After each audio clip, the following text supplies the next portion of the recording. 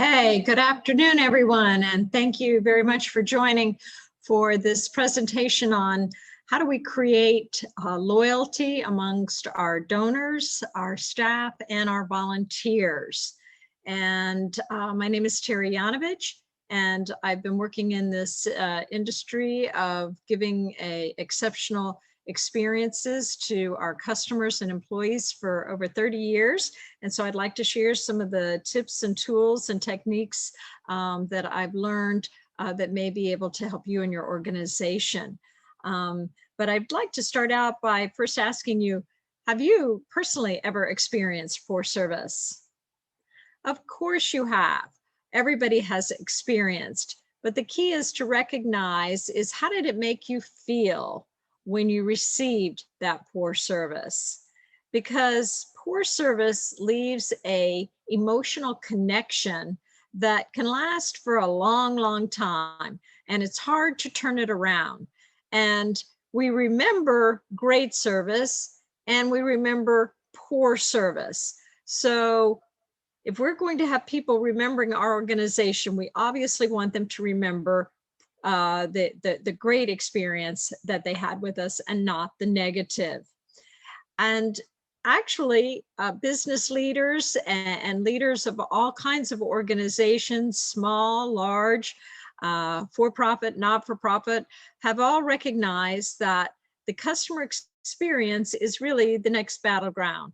That in terms of competition, and you've got even competition amongst nonprofit organizations, because they do have choices. They have choices of where they will go receive their services. You have choices among volunteers with their discretionary time of who do they want to share that time with, as well as attracting those employees that have choices. So the customer experience is really the differentiator amongst the products and services that are being delivered in today's world, because it's what separates you from the rest. And as we look at the opportunity here, it's really so many organizations are focusing on different things, but here you have a huge opportunity for something that's not going to require a lot of monetary investment. And to me, I call it enculturating service excellence. If you truly do want to create a place where the delivery of excellent service is important to every single one of your staff, it's got to become ingrained.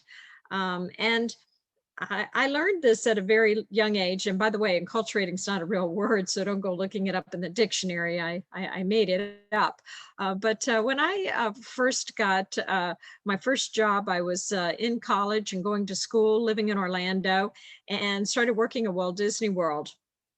And I remember on that very first day, as our manager was taking us around through the orientation to show us where the different rides were, the different restrooms and water fountains, so we would be able to answer those types of guest questions.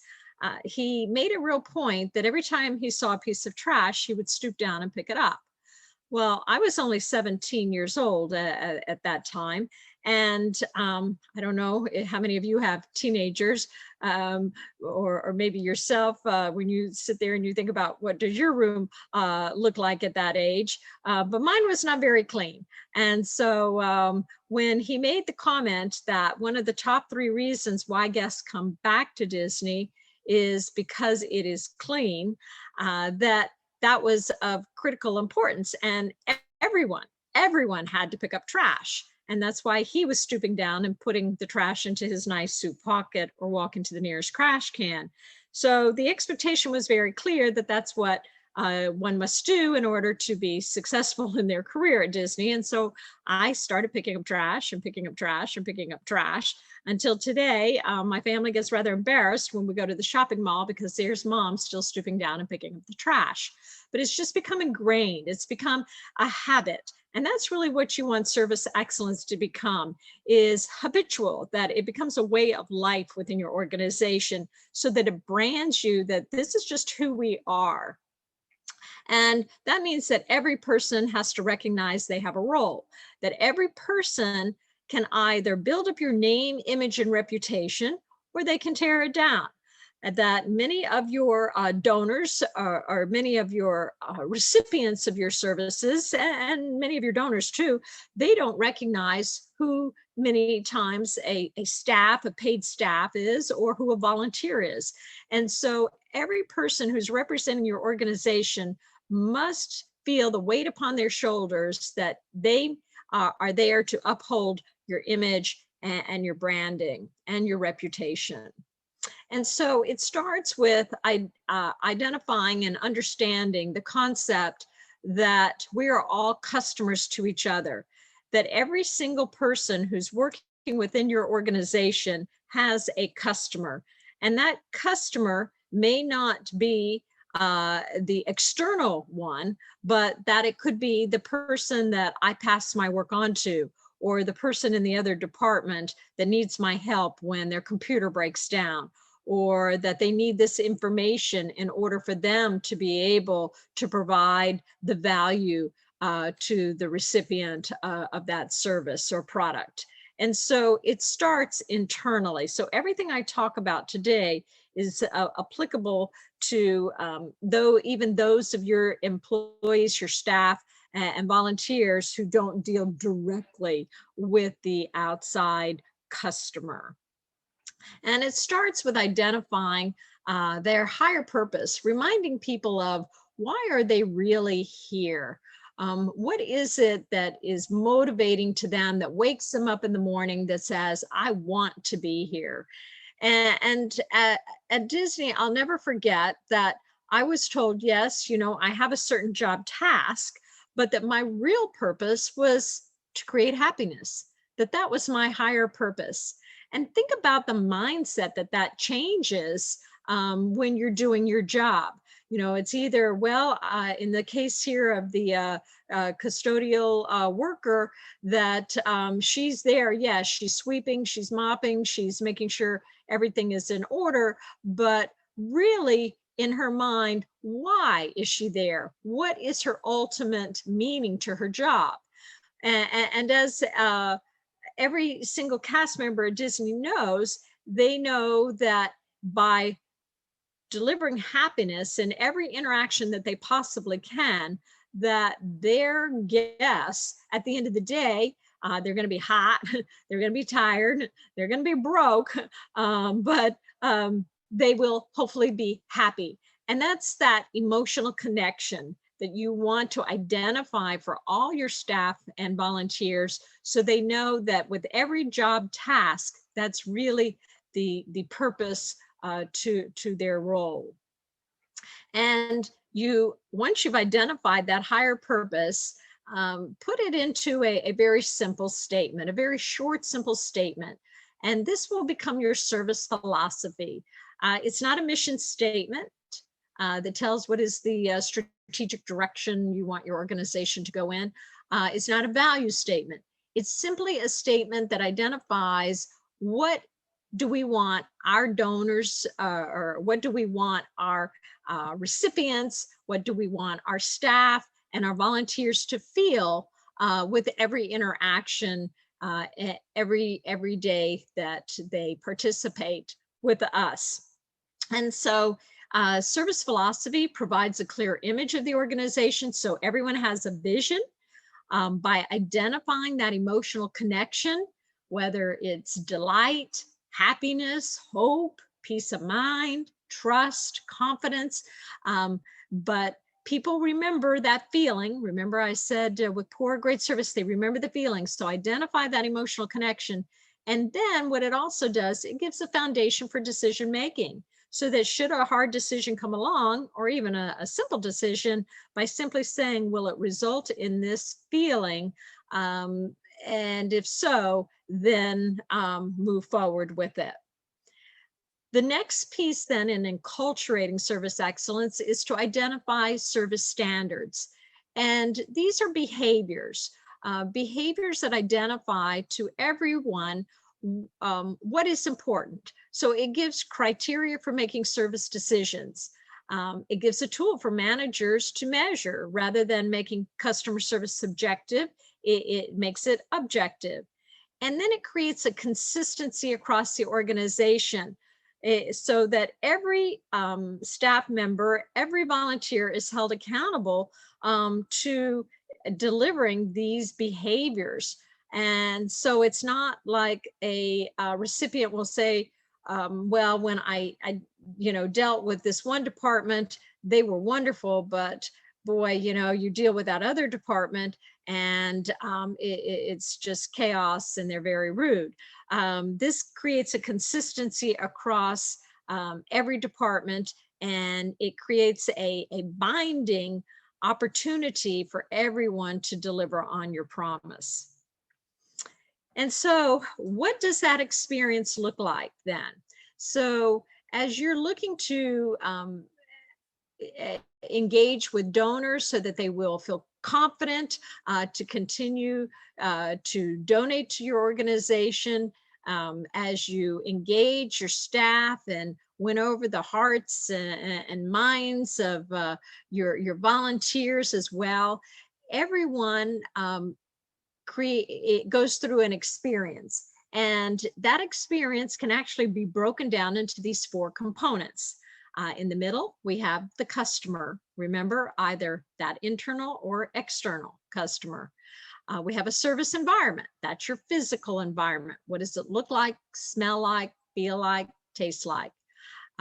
Your service delivery. This is that people part. When I get on the phone or I come face to face, the smile, the interaction, the voice tone. And then you have your processes. Do you make it easy to do business with you, or do you make it difficult to do business with you? So we're going to take a look very briefly at each one of these. As when you create a culture, there's a language that binds people together. If we were to go to Germany, they speak German. To France, they speak French. So let me share with you a language for service excellence. And that first term I'd like you to begin to use within your organization is whose lens? Whose lens do we look through? Do we look through the lens of the organization, or do we look through the lens of the customer? Are we putting ourselves into the shoes of our customers, or are we looking to identify and see what makes it quicker, faster, easier, better for us?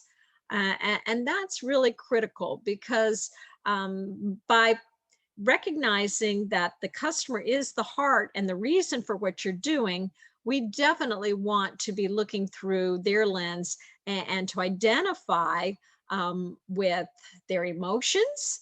What do they feel? Are they angry? Are they frustrated? Are they happy? Are they excited? And then once we identify with the emotions, we can identify with the needs. By just identifying with their needs first, it feels more transactional, and it's more like we're just processing them through.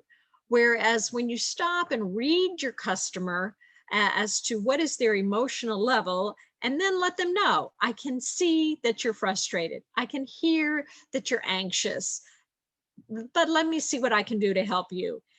By starting that out, that simple technique, it creates that feeling of caring.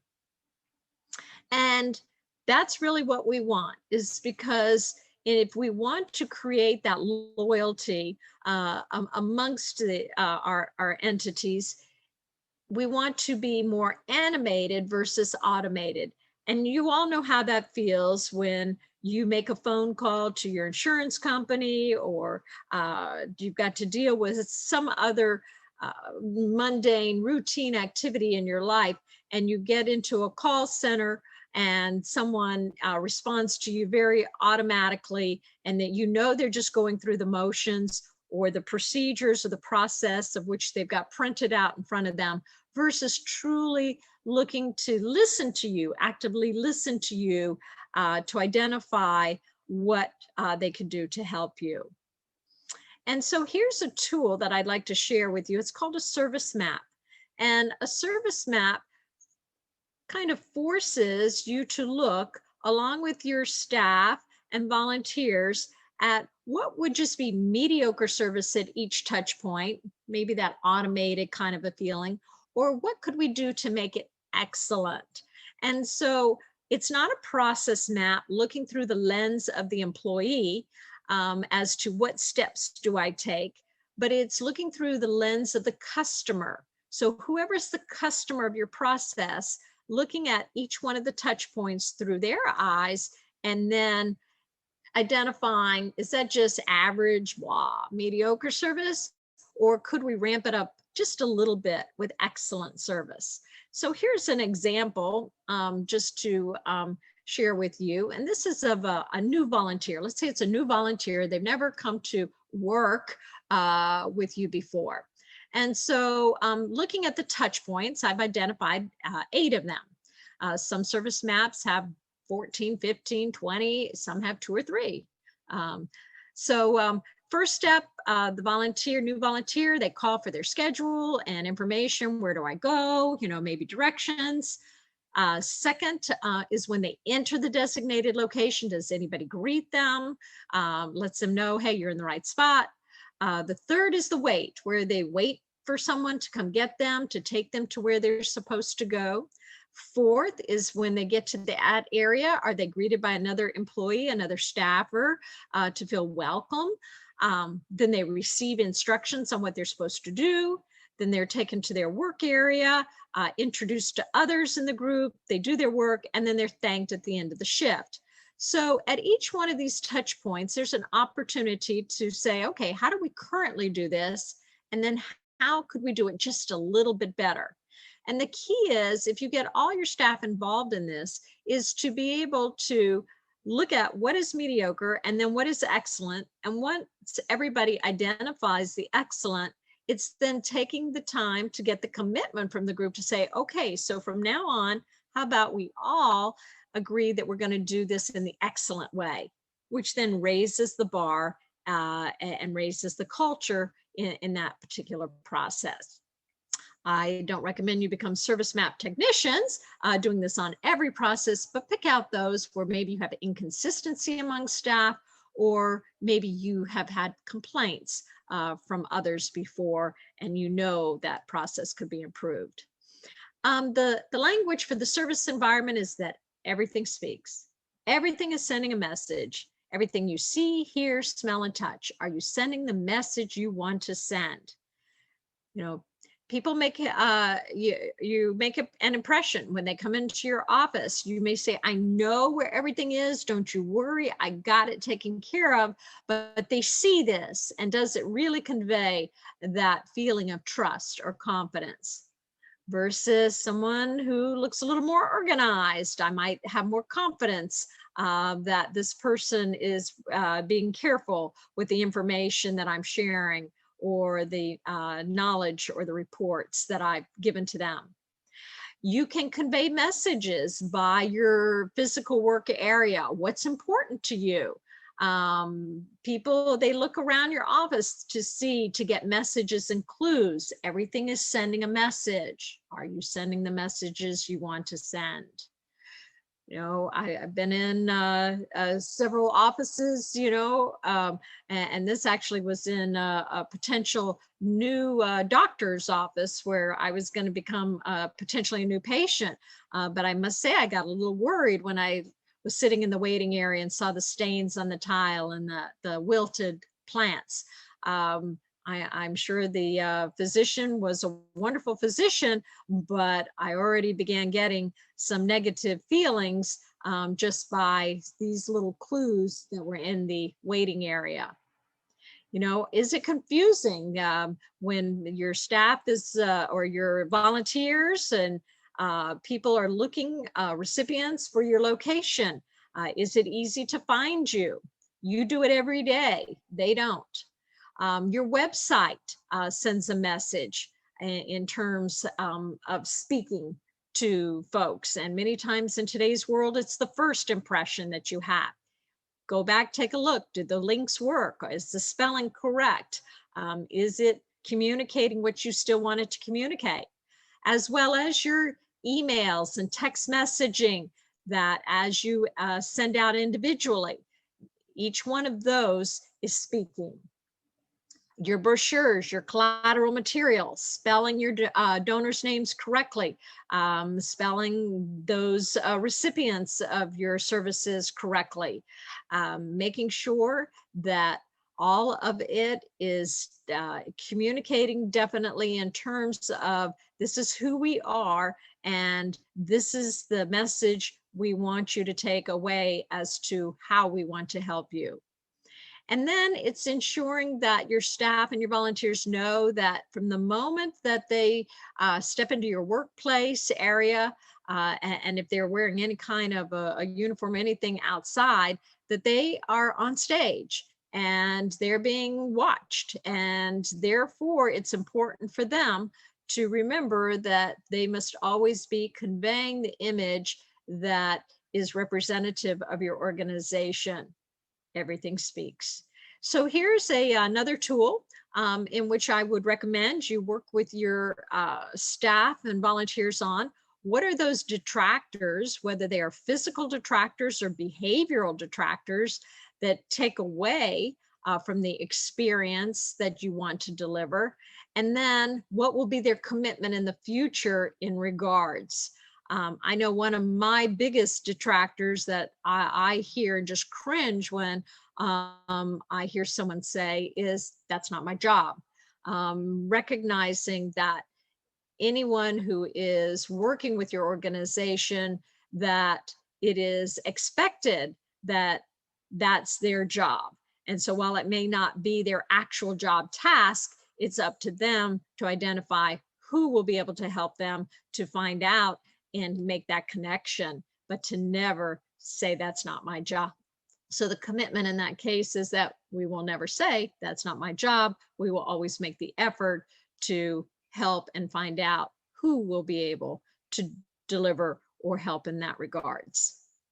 And then we go to the service delivery. And the key here in the language is to create a wow. And this doesn't have to be a great, big, huge wow, simply a little wow, simply a wow where someone says, wow, I didn't expect you to do that for me. Or, thank you, I really appreciate that you took that extra time to share with me that information. You saved me a step here.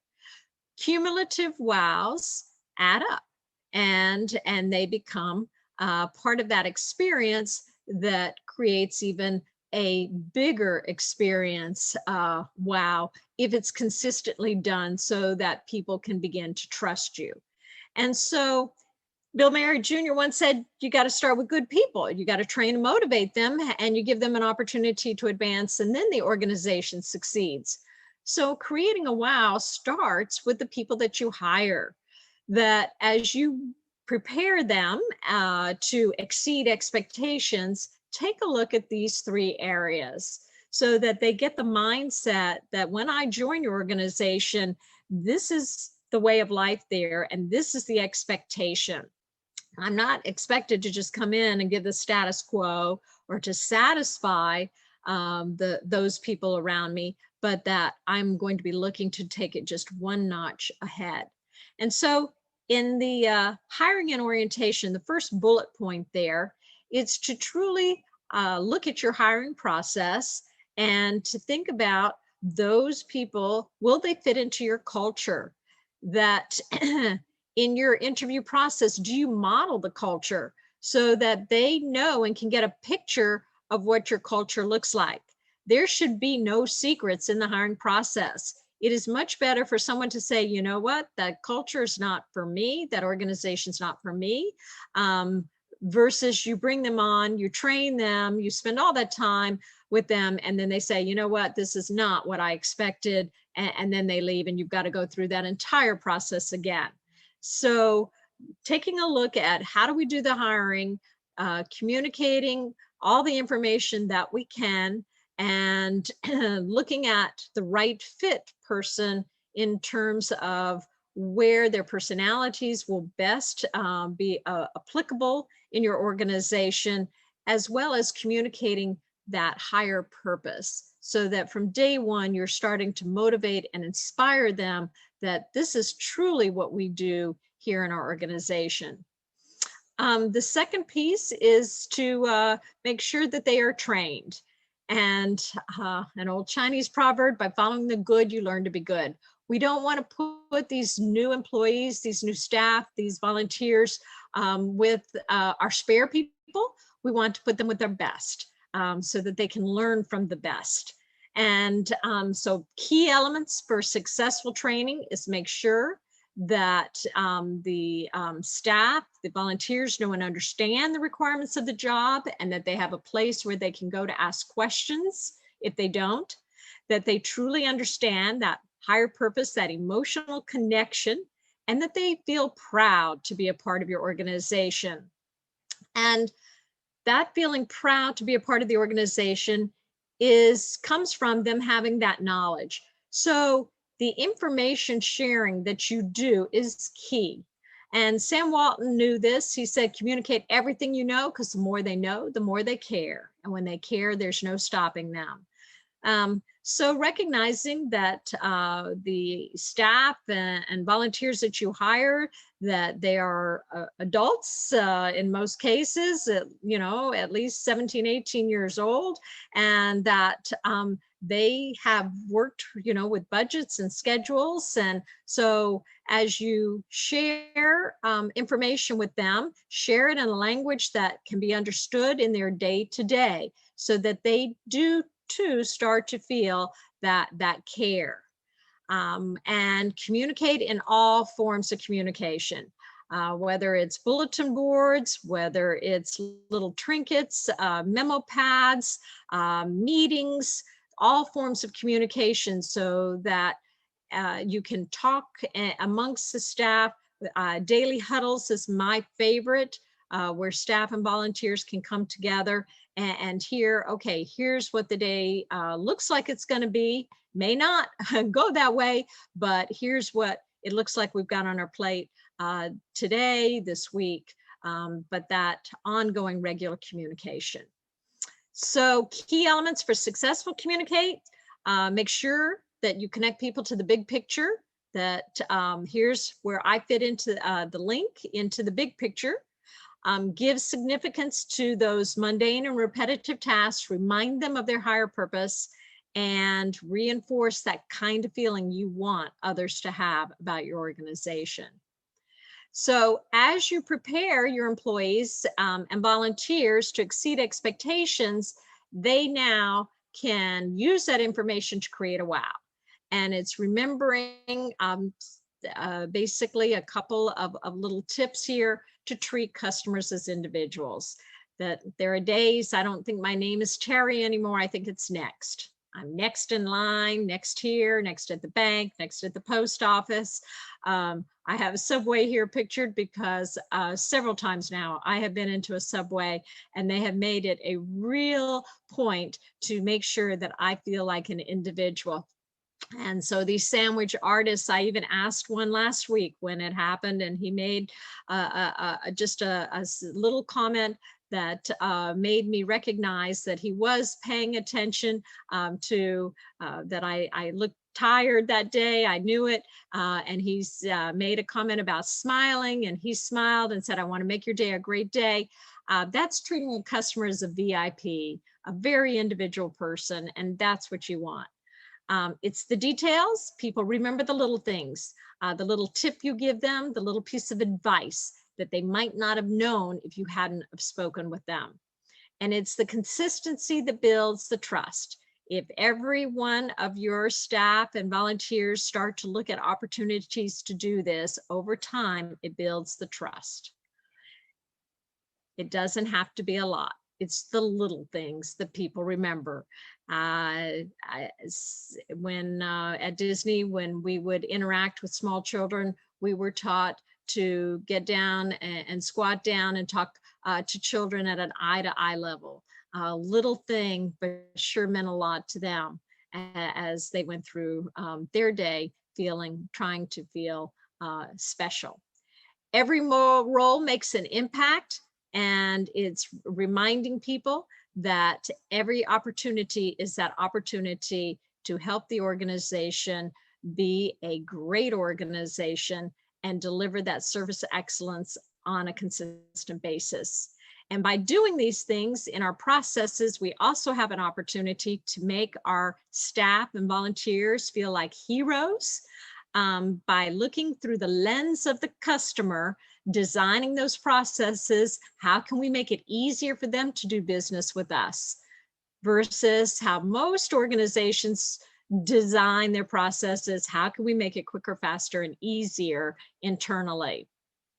We want to be flexible, that most processes should be designed for the many, but flexible for the few, so that when there is an instance where we've got the few there, that staff, that volunteer knows that they can deviate slightly in a way, and they become the hero of the process versus the victim of the process. And that's when we start to win their hearts and minds. And so, ladies and gentlemen, the experience is the differentiator, and looking at these 4 components and starting to use the language and enculturating service so that it becomes habitual. As we create that vision of our service philosophy and service standards, we become role models as leaders. As people are watching us, did my manager stoop down and pick up the trash, or did they walk right by it? And then the giving of recognition to show appreciation. Because if we don't have a vision, we're just dreaming. But if we have vision and action, we can change the world. Phil Crosby, some of you in the nonprofit world may remember him. He was a true role model of practicing what you preached in every interaction, in how he treated people, whether you were an administrative assistant or you were a vice president or you were a CEO. He was a true role model as to how a leader should act, how they should behave, and walk the talk. Zig Ziglar knew the value of appreciation and recognition, knowing that it only takes a moment and a few sincere words can have an impact on a life. That recognizing as a leader, your people are dependent upon you in many cases to show them that appreciation. If yes, people can be motivated from within, but it certainly never hurts to have a leader pat them on the back or say a few kind words to let them know how much they are valued and appreciated for exhibiting the behaviors of service excellence. And so with that, over time, it becomes a habit, that this is just how we do things here. And I'll leave you with my favorite quote, wise old man by the name of Aristotle. We are what we do repeatedly. Therefore, excellence is not an act, but a habit. It's just who we are, and it's how we do things. So with that, I will stop and see if there are any questions that I might be able to help answer in regards to building up this loyalty and trust among our donor staff and volunteers. Wonderful. Terry, thank you so much. We have a handful of questions. I'll just go ahead and read to you here. First off, it says, thank you so much for this reminder and how important this all is. Do you have any suggestions / tips for motivating volunteers to follow through with their commitments? They seem so excited when they volunteer, but often they don't show up or fail to meet their commitment. I have found, and being a volunteer myself at a couple nonprofits, that it really does help to have a individual within the organization kind of take you on as a personal mentor, so that you do feel like you're missed if you don't show up, or if they haven't seen you around in a while. It's a little daunting unless you're a real extrovert to go and put yourself out there to be a volunteer. So being very welcoming, that's why that service map, I did it on that one as a new volunteer coming into work, because really taking a look at how do you make that volunteer feel on that first time that they come in, and do you pair them up with someone that will show them the ropes and give them confidence that they can do it, and also that they become not necessarily a friend, but that they do become a mentor who's going to care about them. And the retention seems to be much higher when you do pair them up individually with an individual in the organization. Wonderful. Pair them up with an individual. Love it. Our next question here, Terry, says, I know that we can't satisfy every single customer. So what advice can you give me when I have such of an encounter?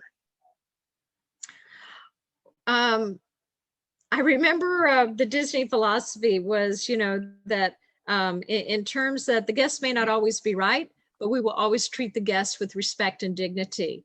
And I think that's a very valuable philosophy because, you're not going to be able to satisfy all customers. You want to clarify expectations as much as possible up front so that the expectations are as clear as they can be. But if you have to tell the customer that, I'm sorry, but that's not what, we're going to be able to help you with, but give them, here's what I can do, and make it something very simple, but just something that doesn't say, hey, they left me out to dry, or they don't do what they say, but do something just a little bit of what you can do for them. Let me give you the phone number of someone that I know will, probably be able to help you. And that helps in doing it. But the key is to treat them with respect and dignity. Treat them with respect and dignity. Wonderful. Our next question here is actually from Muffet. It says, I love what you said about communication. How would you suggest approaching a leader who keeps things close to their chest instead of sharing information or potential happenings with the team? I guess that depends upon Muppet's role, but I think that there are some introverted leaders. I've met some introverted leaders that have to be reminded that they do need to be communicating. And so, my advice is that someone who can be communicating with this leader needs to remind them. It might be something that the leader has to put into their schedule that says, okay, every day you need to walk around or wander around and just talk to people as you encounter them throughout the day. I know I've organized among my clients some leaders who that was not their comfort level. So I would have a Ask Linda kind of a box, and it was anonymous, and they could ask the CEO questions that they wanted. And then there was where we would have a Friday luncheon with the leader, so that if you had questions, it was, pizza or whatever, and you just kind of came and walked through and the leader was in the room. So you or someone needs to communicate to the leader that this is a huge area of opportunity for them that they're missing. Wonderful. We have a comment here. Someone says that they love the Ask Linda, like the CEO box idea. That'd be great to implement. We have just a couple more questions here. So if anybody else has some, please drop them in the chat. If you're on Facebook, please leave them there as well. So our next question mentions, you mentioned matching volunteers with your best people so that they get trained by the best.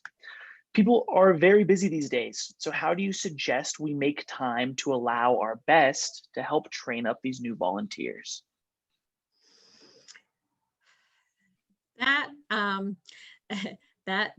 That's a choice.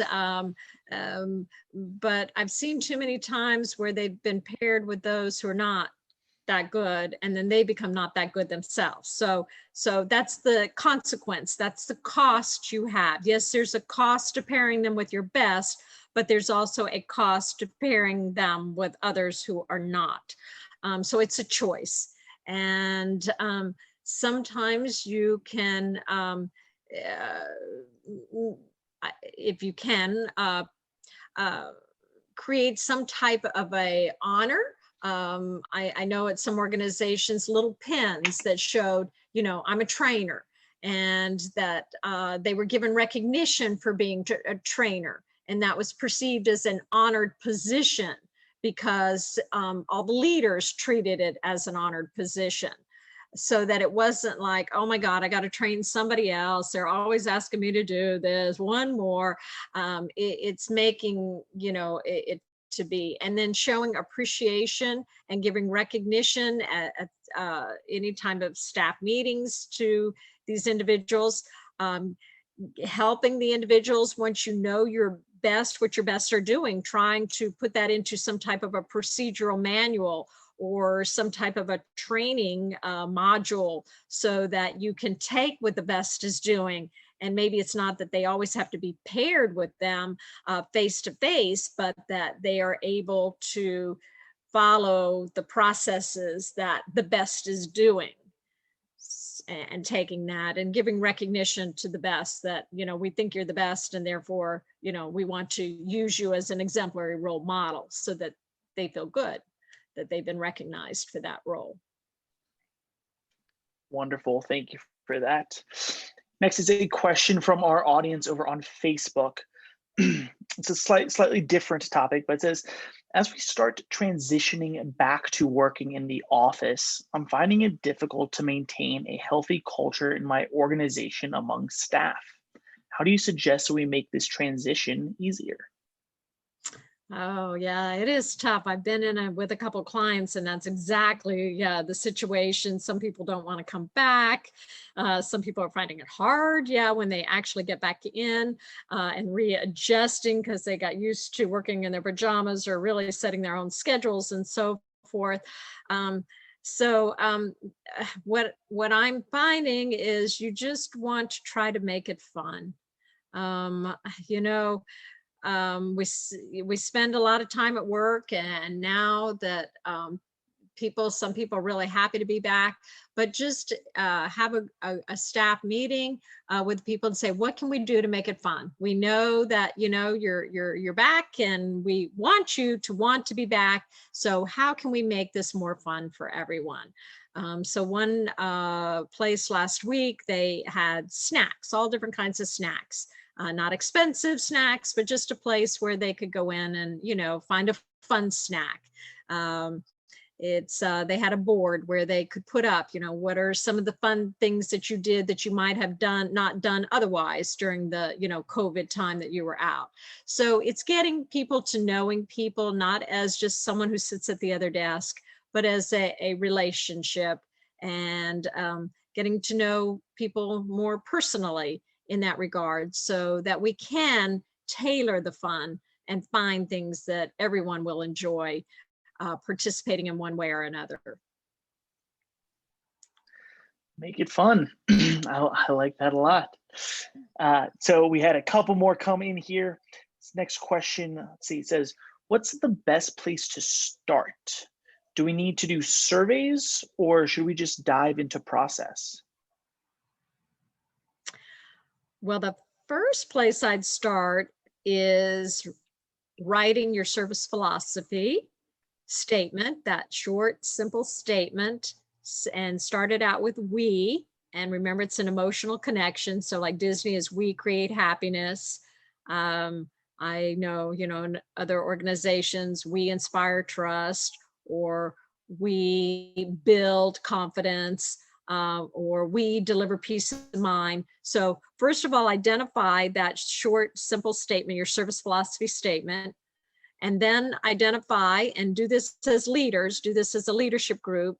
And then what would be the 4 or 5 behaviors? I probably stick with 4, that if everybody, every employee, every staff, every volunteer did these 4 behaviors, like courtesy or responsive or accuracy or availability or helpful.